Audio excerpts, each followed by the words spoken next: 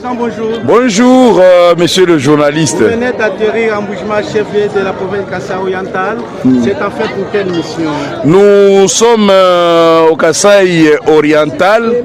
Nous sommes aussi à Lomami pour la mise en œuvre du projet de rationalisation. Donc nous venons pour sensibiliser à la rationalisation des bureaux gestionnaires. Rationalisation des bureaux de gestionnaires, la mission aura combien de jours? C'est une mission qui va aller sur 2 semaines et demie. Nous allons prendre les dispositions pour dire ce qu'est la rationalisation. Nous allons donner l'impact et puis nous allons faire en sorte que tout le monde se solidarise pour mieux gérer. Il y a des enseignants de la province du Kasaï oriental et ceux de la province de Lomami, soit de l'espace Grand Kasaï. Avez-vous un message à leur adresser à ces jeunes? Oui, pour les enseignants, particulièrement les enseignants créés à main, c'est intéressant de soutenir ce projet parce que vous savez, nulle part ailleurs au monde où on a le ratio enseignant administratif qui est si élevé comme en République démocratique du Congo. La rationalisation ne veut jamais dire qu'on va mettre des gens en chômage. Jamais. Tout le monde, chacun aura un poste, mais chacun n'aura qu'un poste productif. C'est-à-dire, pour les bureaux gestionnaires, par exemple, de Kinshasa, là où on attend 30 personnes, il y en a 300. Et de ces 300, il y en a 270 qui sont payés sans travailler. Alors, la rationalisation va permettre de faire le redéploiement.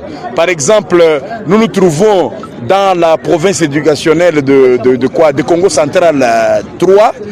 Il y a manque d'administratifs.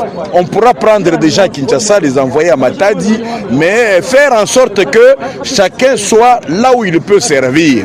Au lieu de laisser le ministère en train de souffrir des manques d'administratifs ou d'excédents d'administratifs, ça serait intéressant de rationaliser pour que aussi le nombre d'administratifs soit moins élevé. Donc la conséquence, ça sera qu'il y en a qui vont partir en retraite, ils ne seront jamais remplacés pour permettre à ce que l'on ait des nombres convenables dans chaque bureau gestionnaire pour mieux gérer les enseignants.